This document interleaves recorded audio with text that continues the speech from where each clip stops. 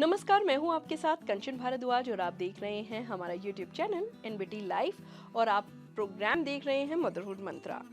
दोस्तों, आज मैं आपको ऐसे 5 मंत्र देने वाली हूं, यानी कि ऐसी 5 चीजें बताऊंगी जिससे आपका बच्चा, अगर आप प्रेग्नेंट हैं तो बच्चा हेल्दी पैदा होगा। कई बार आप देखती हैं कि बच्चा मतलब शुरुआत से ही, यानी कि पैदा होते ही कई बार बच्चे क्या होते हैं, कोई भी अंग या कोई भी चीज़ उनकी विकसित नहीं होती। तो ऐसी क्या 5 चीज़ें हैं जिसे हमें ध्यान में रखना है, तो बच्चा बिल्कुल हेल्दी पैदा होगा और बच्चे में कोई कमी नहीं होगी।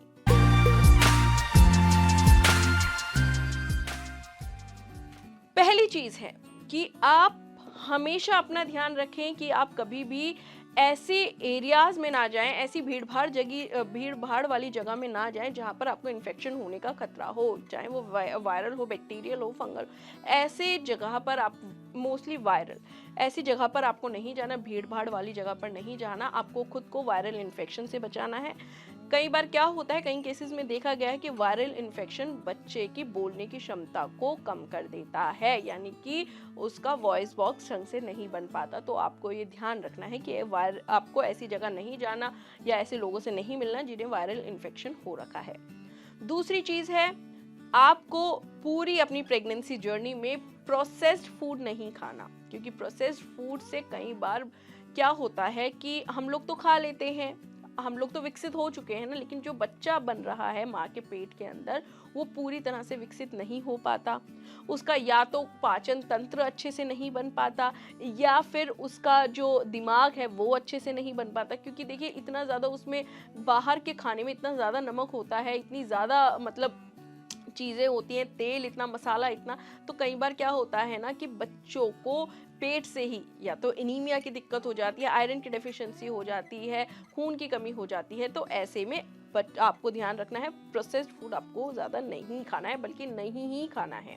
तीसरी चीज़ है कि आप फर्स्ट ट्राइमेस्टर में हो सके तो जब आपको प्रेगनेंसी का पता लगे तो उसके पहले हफ्ते में ही आप अपने ज़रूरी टेस्ट ज़रूर करा लें, ताकि आपको जो भी जेस्टेशनल चीज़ें हैं पता लग जाए, जैसे थायराइड, शुगर या बीपी की कोई प्रॉब्लम अगर है तो उस टाइम आपको पता लग जाए और आप उसका ट्रीटमेंट शुरू कर दें। चौथी चीज़ है कि आप अपनी प्रेगनेंसी के शुरुआती पहले महीने से, या आप प्रेगनेंसी प्लान कर रही हैं या आप चाहती हैं कि अब हमारा बच्चा होना चाहिए, तो उसी वक्त से आप फोलिक एसिड लेना शुरू कर दें।